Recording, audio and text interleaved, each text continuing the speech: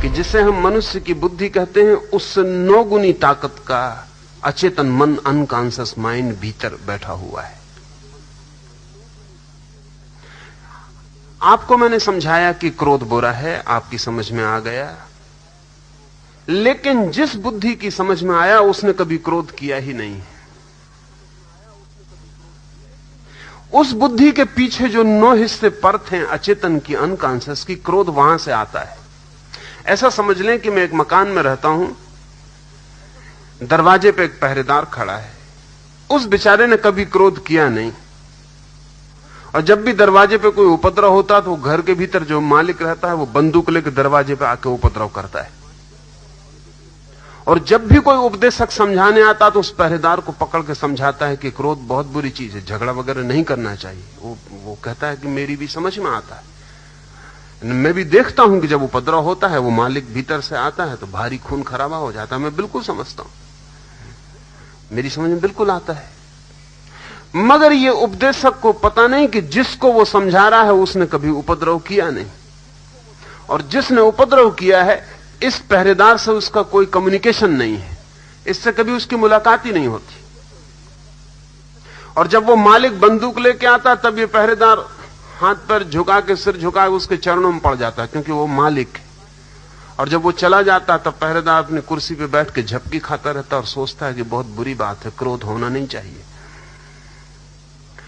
आप जिस बुद्धि से समझ रहे हैं, अगर हम आपके मन के 10 खंड कर दें तो 1 खंड समझ का है और 9 खंड अंधेरे में पड़े। जीवन का सारा उपद्रव अंधेरे खंडों से आता है। जब आपके भीतर काम वासना पैदा होती है तो आपके उन 9 हिस्सों से आती है, और जब ब्रह्मचर्य की आप किताब पढ़ते हैं तो वो 1 हिस्सा पढ़ता है, पहरेदार। आप ब्रह्मचर्य की किताब पढ़ के रख देते हैं, बिल्कुल जज जाती है कि बात बिल्कुल ठीक है, लेकिन उस जचने से कुछ नहीं होता। जब वो भीतर के 9 हिस्से काम वासना से भरते हैं तब इस 1 हिस्से की कोई ताकत नहीं है, वो इसको एक तरफ हटा के बाहर आ जाते। इसके जुम्मे एक ही काम है कि जब वक्त मिले तो समझने का काम करे, और जब फिर वक्त मिले तो पश्चाताप करे। ये जो 1 हिस्सा मन, इसकी कोई सुनवाई नहीं है। ध्यान रहे कि मन में जितना गहरा हिस्सा होता है उतना ताकतवर होता है। परिधि पर, सरकमफ्रेंस पर ताकत नहीं होती, ताकत सेंटर में होती है। जिसको हम बुद्धि कहते हैं वो हमारी सरकमफ्रेंस है, परिधि है, घर के बाहर का परकोटा है। वहां कोई खजाने नहीं रखता। खजाने तो उस तिजोरी में दबे होते हैं जो घर का भीतरी से भीतरी अंतरंग है। तो हमारे जीवन की ऊर्जा तो अंतरंग में छिपी है, और बुद्धि हमारे दरवाजे पर खड़ी है। इसी बुद्धि से पढ़ते हैं, इसी बुद्धि से सुनते हैं, इसी बुद्धि से समझते हैं। तो लाओ से जब कहता है समझ में आ जाए तो रूपांतरण हो जाता है, तो वो कह रहा है उस सेंटर की समझ में आ जाए, वो जो आपके भीतर अंतरस्थ बैठा हुआ अंतिम मालिक है उसकी समझ में आ जाए तो क्रांति हो जाती।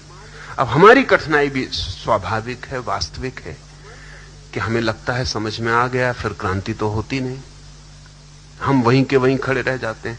और इस तथाकथित समझ से और एक उपद्रव शुरू होता है। वो उपद्रव ये होता है कि अब हम द्वैत में बढ़ जाते हैं। मन भीतर से कुछ करवाता है, हम कुछ करना चाहते हैं, वो कभी होता नहीं, होता वही है जो भीतर से आता है। और फिर आखिर में पश्चाताप और दीनता और हीनता मन को पकड़ती, और अपनी ही आंखों में आदमी गिरता चला जाता है। और उसे लगता है कि मैं कुछ भी नहीं, किसी कीमत का नहीं हूं।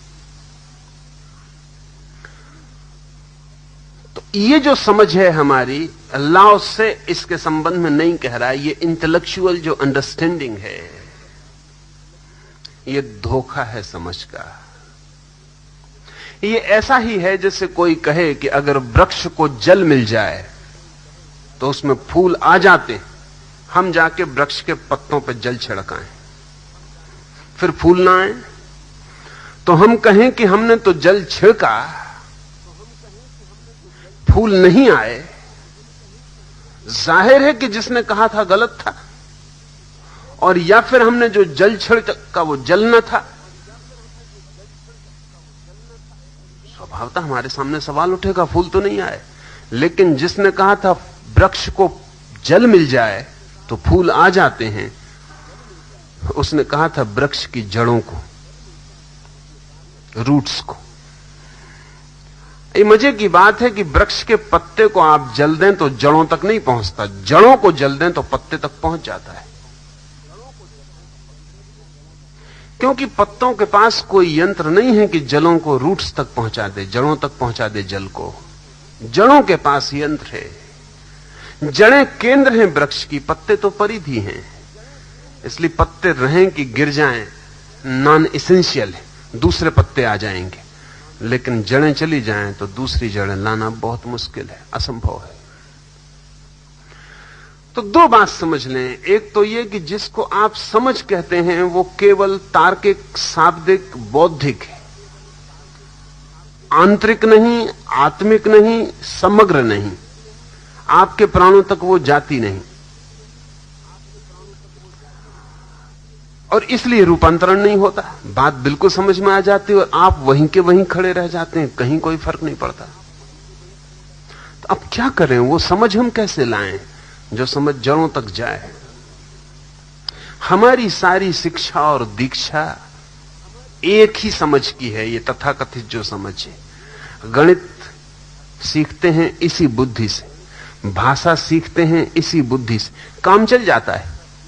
काम इसलिए चल जाता है कि आपके भीतर के केंद्र का कोई विपरीत गणित नहीं है, नहीं तो काम नहीं चलता। आपके इनरमोस्ट सेंटर का अपना अगर कोई मैथमेटिक्स होती तो आपके स्कूल कॉलेज सब दो कौड़ी हो जाते। लेकिन उसके पास कोई मैथमेटिक्स नहीं है, इसलिए आप स्कूल में गणित सीख लेते हैं, भीतर से कोई विरोध नहीं होता। आप 2 2 4 जोड़ते रहें, भीतर कोई कहने वाला नहीं कि 2 2 5 होते हैं। अगर भीतर का मन कहने को होता कि 2 2 5 होते तो सारी यूनिवर्सिटीज कचरे में पड़ जाती हैं। आप 2 2 4 नहीं जोड़ पाते, जब भी जोड़ने जाते 5 लिखते। इसलिए विश्वविद्यालय सफल है, काम चलाओ दुनिया के लिए, क्योंकि गणित हमारी ईजाद है, भाषा हमारी ईजाद है। जो भी हम सिखा रहे हैं स्कूल में वो आदमी की ईजाद है। अगर हम आदमी को न सिखाएं तो वो आदमी में होगा ही नहीं। अगर हम एक बच्चे को भाषा न सिखाएं तो वो बच्चा अपने आप भाषा नहीं बोल पाएगा। लेकिन एक बच्चे को क्रोध सिखाने की जरूरत नहीं है, वो अपने आप क्रोध सीख लेगा। अगर हम एक बच्चे को गणित ना सिखाएं तो दुनिया में कोई उपाय नहीं है कि वो गणित सीख ले। लेकिन सेक्स या काम वासना सिखाने के लिए किसी विद्यापीठ की जरूरत नहीं पड़ेगी। उसे जंगल में डाल दो, खड्ड में, वहां भी वो सीख लेगा। सीख लेने का सवाल नहीं, वो भीतर से आएगा। इसका मतलब यह हुआ कि जीवन में जो चीज भी भीतर से आती है उसी के मामले में अड़चन में पड़ते हैं आप। जो भीतर से नहीं आती, बाहर की, उसमें अड़चन में नहीं पड़ते। आप कोई भी भाषा सीख लेते हैं, वो ऊपर का काम है। भीतर का मन उसके विरोध में नहीं है, चल जाता है। तो स्कूल, कॉलेज, विश्वविद्यालय आपको जो शिक्षा देते हैं, मन का ऊपरी हिस्सा ट्रेन कर देते हैं। वो कठिनाई तब शुरू होती है जब आप जिंदगी को भीतर से बदलना चाहते हैं, तभी इसी ऊपरी हिस्से का उपयोग करते हैं। बस वहीं अड़चन हो जाती है। सोचते हैं क्रोध न करूं, ये आप उसी हिस्से से सीखते हैं जिससे गणित सीखा था। ये क्रोध का मामला बहुत दूसरा है, गणित का मामला बहुत दूसरा है। गणित आदमी की ईजाद है, क्रोध अगर किसी की ईजाद है तो वो प्रकृति की, आदमी की नहीं।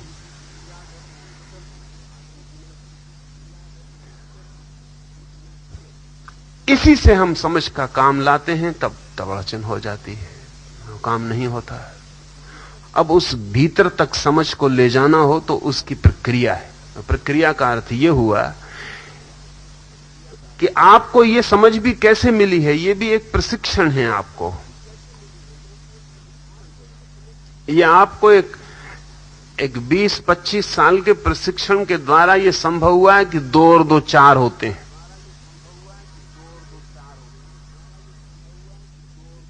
मुल्ला नसरुद्दीन एक दिन अचानक अपने रास्तों पर देखा गया कि बहुत शानदार कपड़े पहने हुए, हाथ में हीरे की अंगूठी लगाई हुई। लोग चकित हुए, लोगों ने घेर लिया कि मुल्ला क्या हुआ? उसने कहा कि लॉटरी हाथ लग गई। पर कैसे लगी? मुल्ला ने कहा कि 3 रात तक लगातार सपना देखा जिसमें मुझे 7 का आंकड़ा दिखाई पड़ता था। 3 रात। तो मैंने सोचा 7 या 28, मैंने नंबर लगा दिया। पर लोगों ने कहा, अरे मुल्ला क्या कह रहे हो, 7 या 28? 7 या 21 होते। मुल्ला ने कहा होते होंगे, लेकिन लॉटरी 28 पे मिली। इससे कोई लॉटरी मिल गई 28 पे।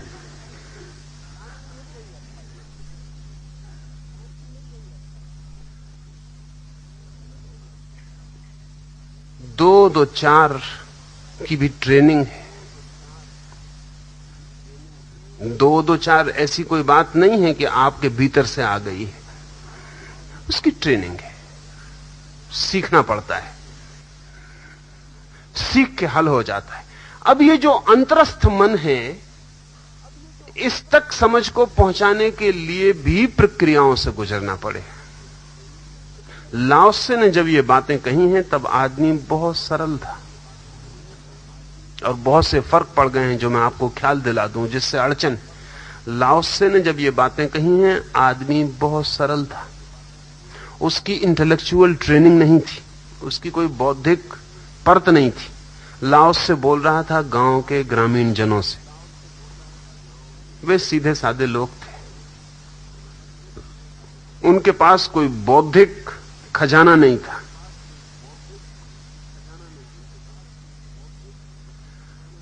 प्रकृति के सीधे करीब थे, निर्दोष थे। लाओ त्से उनसे बोल रहा था। लाओ त्से अगर आपसे बोले तो सबसे पहला सवाल यही होगा जो विजय ने पूछा, यही सवाल होगा। क्यों? कि समझ में तो हमारे आपकी बात आ गई। लाओ त्से जिनसे बोल रहा था वो ये सवाल कभी नहीं उठाए। लाओ त्से और च्वांग त्से के हजारों संस्मरणों में ये सवाल एक आदमी ने नहीं उठाया है कि हमारी समझ में तो आ गया लेकिन जिंदगी नहीं बदलती। हां, ये सवाल बहुत लोगों ने उठाया है कि हमारी समझ में नहीं आता, समझाएं। फर्क समझ रहे हैं? वो ये सवाल उठाते हैं बहुत लोग कि हमारी समझ में नहीं आया, आप फिर से समझा दें। तो लाओ त्से फिर से समझाएगा। एक बार ऐसा हुआ कि एक आदमी रोज सुबह आया, 21 दिन तक आया, और रोज सुबह आके वो कहता कि लाओ त्से से कि तुमने जो कहा था वो मैं भूल गया, तुमने जो कल कहा था फिर से समझा दो। 1 दिन, 2 दिन, 3 दिन, 4 दिन। फिर लाओ त्से के एक शिष्य मातसु को हैरानी हुई। उसने उस आदमी को जब 5वें दिन फिर आते देखा तो उसने उसको झोंपड़े के बाहर रोका और कहा कि क्या मामला है? उसने कहा वो मैं भूल गया, वो जो कल समझाया था तो मैं फिर समझने आया। तो उसने कहा तू भाग जा, तू भीतर मत जा, क्योंकि एक पागल तू है और दूसरा पागल हमारे पास लाओ त्से है। तू अगर जिंदगी भर भी आता रहा तो वो समझाता रहेगा। 5 दिन 4 दिन से मैं भी देख रहा हूं कि तू वही का वो सवाल ले आता है, वो वही का वो सवाल समझाने बैठ जाता है।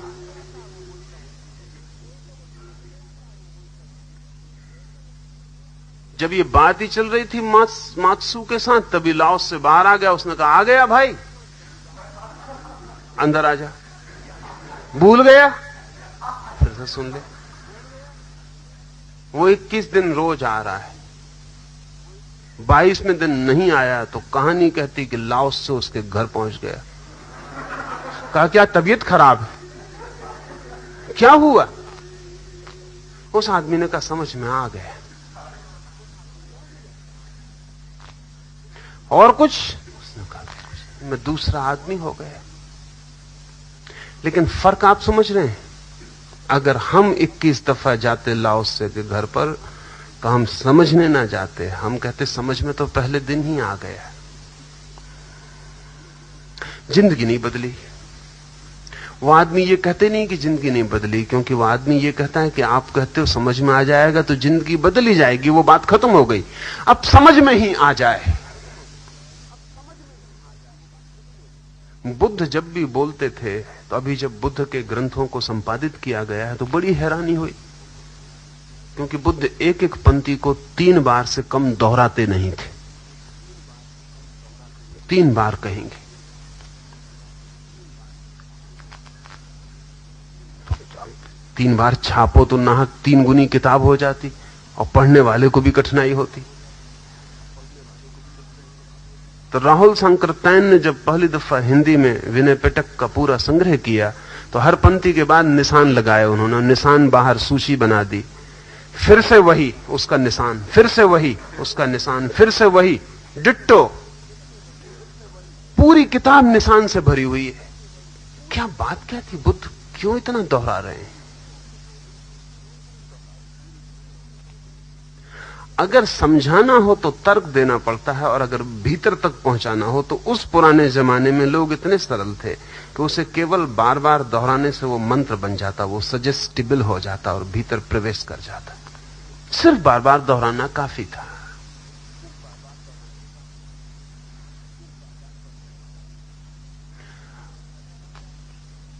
जितनी बार दोहराया जाए उतना भीतर प्रवेश करने लगता है।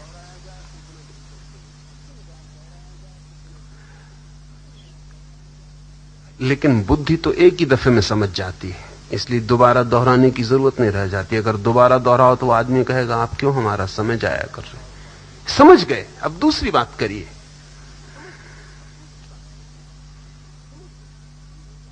आज भी जो लोग अनकॉन्शियस माइंड के साथ काम करते हैं, वो सिवाय दोहराने के और कुछ नहीं करते। जैसे कि अभी पेरिस में कुछ वर्षों पहले एमाइल कुए नाम का एक बहुत बड़ा मनोवैज्ञानिक था, जिसने लाखों लोगों को ठीक किया, पर वो एक ही बात दोहराता था कि तुम बीमार नहीं हो। वो घंटे भर लिटाए है उस आदमी को दोहरा रहा है कि तुम बीमार नहीं हो, तुम बीमार नहीं हो। वो आदमी कह सकता है कि समझ गए एक दफा, अब इसको बार बार कहने का क्या प्रयोजन? पर इमाइल कुए कहता है कि तुमसे मुझे मतलब नहीं है, तुम तो समझ गए, तुम तो पहले ही समझ रहे हो। तुम्हारे जो भीतर गहरे और गहरे में, वहां तक वो दोहराए चला जाएगा। थोड़ी देर में ये ऊपर की जो बुद्धि है, जो ये ऊपर की बुद्धि है, नए में रस लेती, पुराने में रस नहीं लेती। ये थोड़ी देर में कहेगी कि ठीक है, सुन लिया सुन लिया सुन लिया, ये सो जाएगी। हिप्नोसिस का कुल इतनी मतलब है, ये सो जाएगी। ये ऊपर की जो बुद्धि है ऊब जाएगी, ये परेशान हो जाएगी कि क्या कहे चले जा रहे हो कि तुम बीमार नहीं हो। ये थोड़ी देर में सो जाएगी, लेकिन कुएं कहता चला जाएगा। और जब ये सो जाएगी तो इसके पीछे की जो परत है वो सुनने लगेगी। थोड़ी देर में वो भी ऊब जाएगी, वो भी सो जाएगी, तो उसके पीछे की जो परत है वो सुनने लगेगी। और ये कुएं दोहराया चला जाएगा। ये तब तक दोहराया चला जाएगा जब तक आपके भीतरी केंद्र तक ये खबर न पहुंचा दे कि तुम बीमार नहीं हो।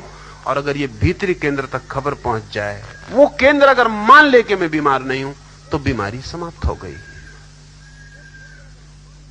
अब इसके लिए मंत्रों का, ध्यान का, तंत्र का न मालूम कितना कितना आयोजन करना पड़ा। बाद में करना पड़ा जबकि लोग ज्यादा सोफिस्टिकेटेड हो गए। लाओसे के वक्त में कोई जरूरत ना थी। लाओसे के वक्त तक कोई जरूरत ना थी। लोग सरल थे और उनके अंतरस्थ मन का द्वार इतना खुला था और बुद्धि का कोई पहरेदार न था कि कोई भी बात लाओसे जैसा आदमी कहता तो वो भीतर प्रवेश कर जाती। इस सब का इंतजाम था। लाओसे के पास जाता ही कोई तब था जब वो श्रद्धा करने को राजी हो। लाओसे के पास अगर कोई जाता हो, तर्क करने को उत्सुक होता, तो लाओसे कहता कि अभी तू फला गुरु के पास जा, थोड़े दिन वहां रहे। अभी मैं एक सूफी फकीर का जीवन पढ़ता था। अजनबी एक सूफी फकीर था।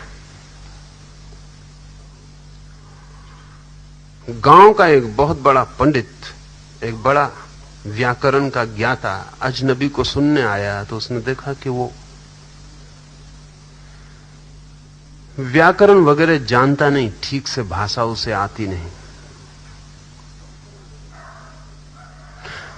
तो उस पंडित ने कहा कि पहले तो लोगों को जिनको आप समझा रहे हैं ठीक से भाषा समझाइए, व्याकरण समझाइए,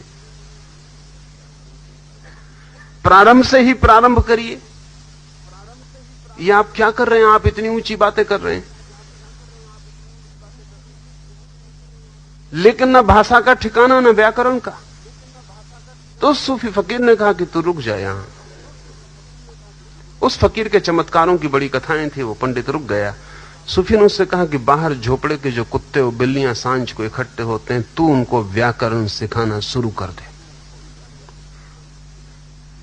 उसे लगा तो कि ये पागलपन की बात है, लेकिन ये फकीर कह रहा और ये चमत्कारी है, शायद कोई राज होगा, शायद ये कुत्ते और बिल्लियां साधारण न हो, कुछ खूबी के हों, या फिर इसका कोई मतलब होगा, शायद इन्हें सिखाते सिखाते मुझे कुछ सीखने को मिल जाए। बात तो कुछ होगी ही, रहस्य इसमें कुछ होगा ही। उसने बेचारे ने सिखाना शुरू कर दिया।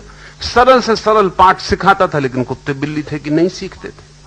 6 महीने बीत गए, वो भी थक गया। फकीर कई बार पूछा कि कोई प्रगति, कोई प्रगति तो नहीं हो रही। फकीर ने कहा बिल्कुल प्रारंभ से प्रारंभ किया है ना, बिल्कुल प्रारंभ से प्रारंभ किया, इससे और आगे प्रारंभ भी नहीं होता। कोई कुछ भी सिखा पाए? उसने कहा कोई एक कदम ही नहीं उठ रहा आगे।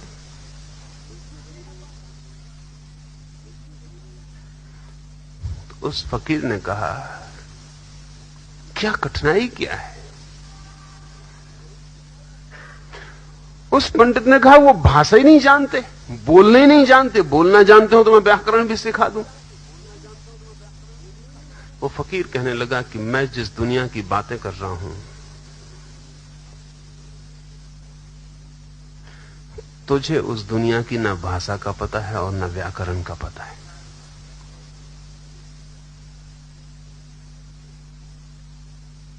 तुझे उसका पता हो तो मैं भी शुरू कर सकता हूं, तेरे साथ भी शुरू कर सकता हूं।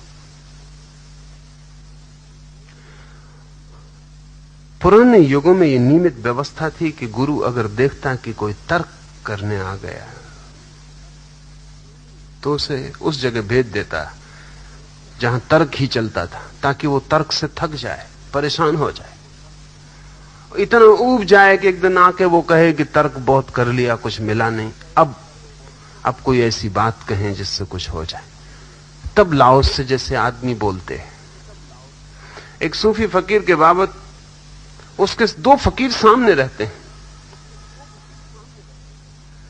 एक फकीर का शिष्य है, वो अपने गुरु को आके कहता है कि सामने वाला जो सूफी है ये आपके बाबत बहुत गलत सलत बातें प्रचारित करता है, ये कुछ गंदी गंदी बातें भी आपके संबंध में गढ़ता है, अफवाहें उड़ाता है। आप इसे ठीक क्यों नहीं कर देते, कुछ बोलते क्यों नहीं?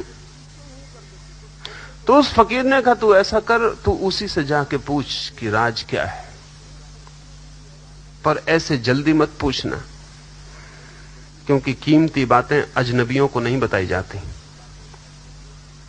और राहगीर चलते आके कुछ पूछ लें तो उनको उत्तर जो दिए जाते हैं वो रास्ते की ही कीमत के होते हैं। तो उसने कहा मैं क्या करूं? कहा कि साल भर उसकी सेवा कर, निकट पहुंच, और जब आंतरिकता बन जाए तब किसी दिन क्षण का ख्याल रख के, समय का बोध रख के, अवसर खोज के उससे पूछना। तो साल भर उसने सेवा की, बहुत निकटस्थ हो गया, आत्मीय हो गया। एक दिन पैर दाब रहा था रात, तब उसने अपने गुरु को पूछा क्या आप गालियां देते हैं, सामने वाले गुरु के खिलाफ सब कुछ कहते हैं, इसका राज क्या है?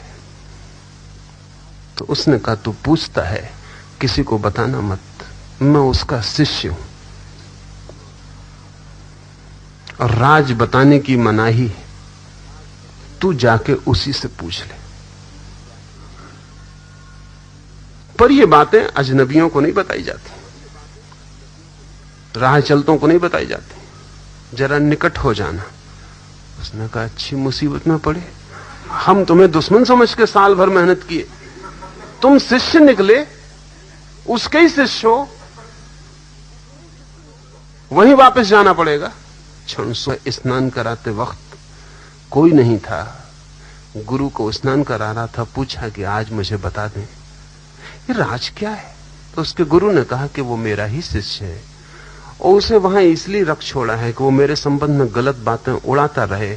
जिनको उन गलत बातों पर भरोसा आ जाए वो ताकि मेरे पास ना आ सकें, वो गलत लोग हैं, उनके साथ मेरा समय नष्ट ना हो। मेरा समय कीमती है, मैं उन्हीं पर खर्च करना चाहता हूं जो सत्य की तलाश में आए, और जो अफवाहों से लौट सकते हैं उनकी कोई तलाश नहीं। वो आदमी अपना है और उसने इतनी सेवा की है मेरी इन 20 वर्षों में जिसका हिसाब नहीं। सैकड़ों फिजूल के लोगों से उसने मुझे बचाया है।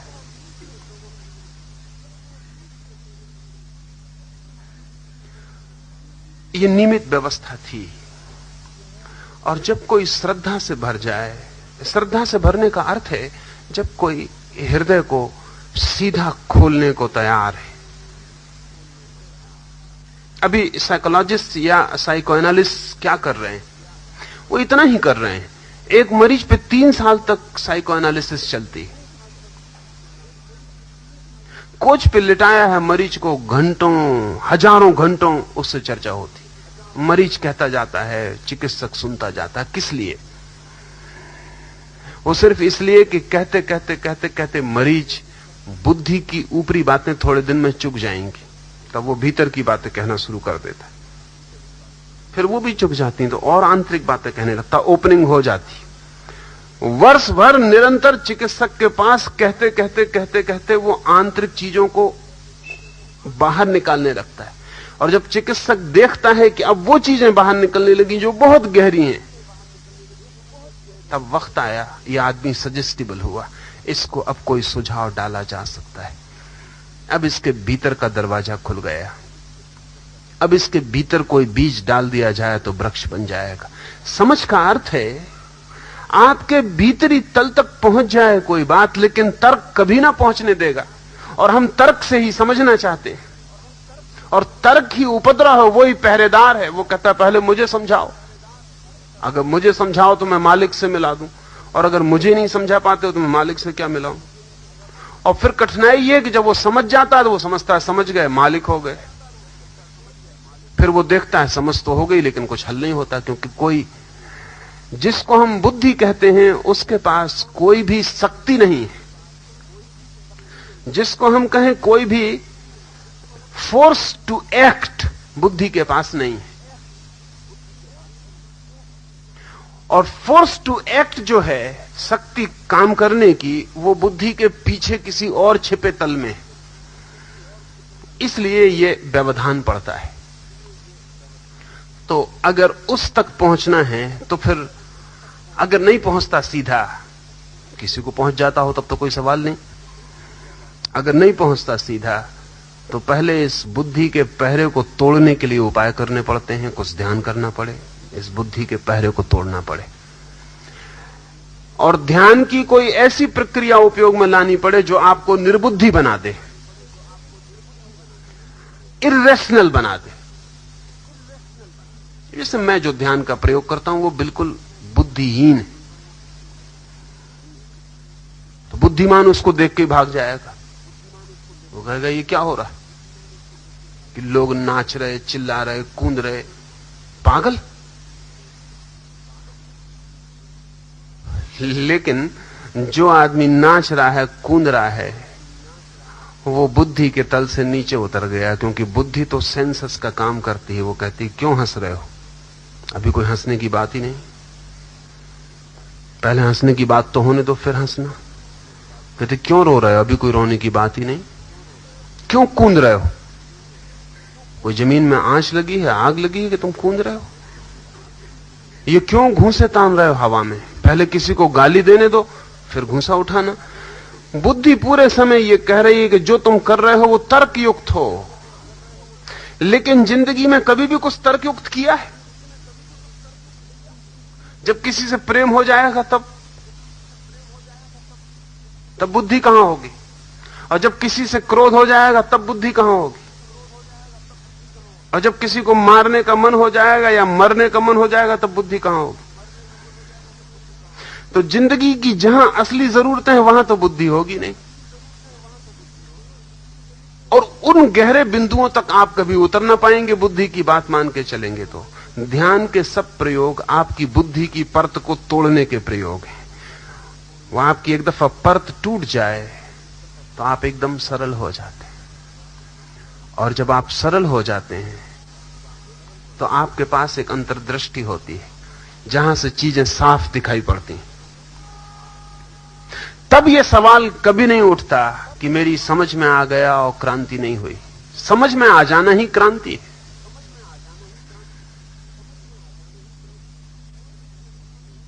To know is to be transformed. Knowledge is transformation. ये सवाल फिर नहीं उठता, लेकिन ये उठता है। और मैं ये नहीं कहता कि गलत उठता है। हम जैसे हैं आज उसमें ये सवाल उठेगा। हम दो हिस्सों में बटे हुए हैं। जिस हिस्से से समझते हैं उसका कोई संबंध नहीं, उस हिस्से से जिससे करते हैं। करने का हिस्सा अलग, समझने का हिस्सा अलग।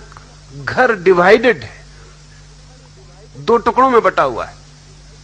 जिसके हाथ में ताकत है करने की, वो समझने नहीं आता। जिसके हाथ में करने की कोई ताकत नहीं है, वो समझने आता है। इन दोनों के बीच कभी कोई मेल नहीं होता। अब इसमें क्या किया जाए? इसमें एक ही उपाय है कि आप इस समझने की जो परत है इसको तोड़ के थोड़ा नासमझी की दुनिया में उतरे और थोड़ा नासमझ होके देखें।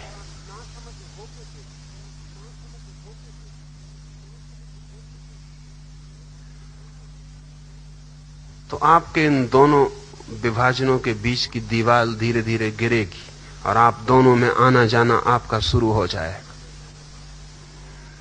और तब आप इंटीग्रेटेड होंगे, इकट्ठे होंगे, एक होंगे। और वो जो एक आदमी है, वो जो भी समझ लेता है वही उसकी जिंदगी में फलित हो जाता है। हम दो हैं और इसलिए हमारा जो सवाल है वो जिंदगी तक उलझता चला जाता है और हर जिंदगी के बाद ज्यादा उलझ जाएगा, क्योंकि विभाजन बढ़ता ही चला जाता है। इस विभाजन को कहीं से तोड़ें। पिछले आबू के शिविर में एक मित्र, पढ़े लिखे, बड़े सरकारी एक पद पर, वो देखने आए थे। 2 दिन तो वो देख रहे थे।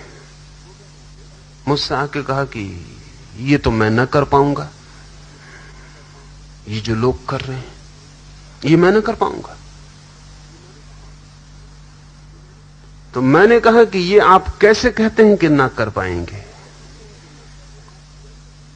करके देख के कह रहे हैं, बिना करे कह रहे हैं, या सिर्फ इस भय से कह रहे हैं कि भीतर डर है कि हो तो ये भी मुझसे जाएगा? किस वजह से कह रहे हैं? वो कुछ थोड़े डरे। पत्नी उनके साथ थी, उसकी तरफ देखा। मैंने उनकी पत्नी को कहा कि तुम जाओ, उनको तुम्हारे सामने शायद वो अपनी बुद्धिमानी न छोड़ पाए, तुम हटो। वो कहने लगे, डर से ही कह रहा हूं। मुझे भी ऐसा लगता है कि अगर मैं भी कूद पड़ूं तो बहुत उपद्रव मचाऊंगा। फिर मैंने कहा, उसे मचाओ, एक दफा उसे मचा के देखो, तुम अपने नई ही सूरत से परिचित होगे। वो वही तुम्हारी असली सूरत है। वक्त बेवक्त पर वो निकल के बाहर आ जाती, लेकिन तब तुम उसके मालिक नहीं हो सकते, क्योंकि वो क्षण भर को आती फिर छिप जाती। मनोवैज्ञानिक कहते हैं क्रोध जो है वो टेम्पररी मैडनेस है। टेम्पररी है तो मैडनेस पूरी टेम्पररी है, थोड़ी देर रहती, इसलिए आपको पता नहीं चलता, फिर निकल गई। परमानेंट हो जाए आप पागल हो गए, लेकिन जो टेम्पररी वो कभी भी परमानेंट हो सकता है। मैंने उनसे कहा आप करें। उन्होंने कहा हिम्मत जुटाऊं, कोशिश करूं। मैंने कहा कोशिश हिम्मत की बात नहीं है। आप तो आंख पे पट्टी बांध के वो खड़े हो जाएं और जब आने लगे तब भूल जाएं कि आप बड़े अधिकारी हैं और बड़े पढ़े लिखे हैं और समझदार हैं। तीसरे दिन वो कूद रहे थे। वो दूसरा ही व्यक्तित्व था। लौट कर उन्होंने मुझे कहा कि मैं इतना हल्का हो गया हूं कि उड़ जाऊं, इतना हल्का हो गया हूं, भीतर से न मालूम कितनी बीमारी बाहर निकल गई है। और अब मैं आपकी बात ज्यादा ठीक से समझ सकूंगा कि आप क्या कह रहे हैं। तो हमारे दिमाग पर जो बैठा हुआ एक पहरा है तथाकथित समझदारी का, उसे तोड़ना पड़े तो आपके भीतर वो समझ आ सकेगी। तो पहले ये तथाकथित समझ को तोड़ने के लिए कुछ करें।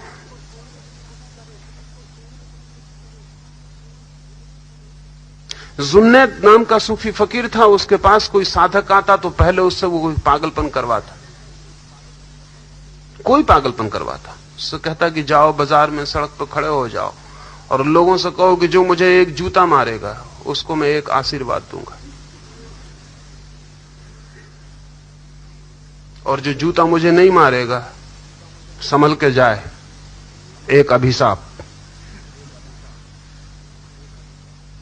वो आदमी कहता आप ये क्या कह रहे हैं? और वो कहता पहले तुम एक बस्ती का चक्कर लगाओ, फिर हमारी तुम्हारी बात हो सकेगी।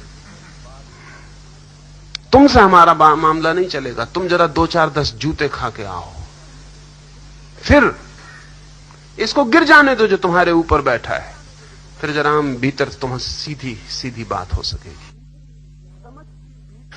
समझ की भीतरी गहराई के लिए कहता है लाओस से। वो ठीक कहता है कि डालो कांटा समझ का तो क्रांति की मछली पकड़ में आएगी। लेकिन आप अपने घर की बाल्टी में बैठे कांटा डाले, उसमें नहीं आएगी। आपको खुद ही पता है कि इस बाल्टी में कोई मछली ही नहीं। आप जिस बुद्धि में पकड़ने चल रहे हैं क्रांति को, वहां कोई क्रांति नहीं है। जिसको आप बुद्धि कहते हैं वो सबसे ज्यादा कन्फर्मिस्ट हिस्सा है, सबसे ज्यादा ऑर्थोडॉक्स हिस्सा है आपके व्यक्तित्व का। वहां कुछ पकड़ में नहीं आएगा। उससे गहरे में जहां जीवन की धारा बहती है, जहां तरलता है, जहां चीजें जन्म लेती हैं, अराजकता है, जहां क्यास है अस्तित्व का, भीतर गहरे में जहां हृदय में जहां सारी ऊर्जा उठती, जहां से काम आता, क्रोध आता, प्रेम आता, घृणा आती, दया करुणा आती, वहां ये गणित और भाषा जहां चलती है वहां से नहीं, ये भूगोल और इतिहास जहां पढ़ा जाता है वहां से नहीं, केमिस्ट्री और फिजिक्स की जानकारी जहां से होती है वहां से नहीं, जहां से प्रेम पैदा होता, जहां से घृणा पैदा होती, जहां जीवन के मूल स्रोत बहते हैं, वहां जब कांटा डलता है समझ का, तो क्रांति की मछली पकड़ में आती है, उसके बिना नहीं आती। अब अगर कभी 1000 में कोई एक आध ऐसा सरल आदमी होता है तो तत्काल हो जाता है। आज तो वो हालत कम होती चली जाएगी। आज तो हमें कुछ उपाय, कुछ डिवाइस करनी पड़ेगी जिससे तोड़ें। पहले तोड़ें, फिर भीतर प्रवेश हो सकता है। और तब समझो क्रांति दो चीजों के नाम नहीं है, एक ही सिक्के के दो पहलू हैं। दूसरा सवाल पूछा है कि लाओस से अगर कहता है कुछ न करो तो पुरुषार्थ का क्या होगा? क्या तुम समझते हो कुछ न करना कोई छोटा मोटा पुरुषार्थ है?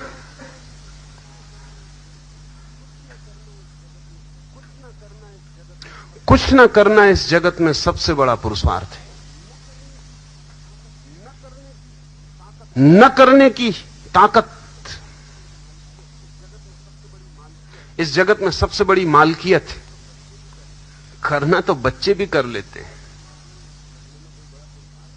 करने में कोई बड़ा पुरुषार्थ नहीं है। करना तो बिल्कुल सहज साधारण सी घटना है, जानवर भी कर रहे हैं। ना करना तो बहुत बड़ी बात है। तो ये मत सोचना कि लाओस से जब कहता है कि ना करो, इनएक्टिविटी, तो इससे तो पुरुषार्थ खत्म हो जाएगा।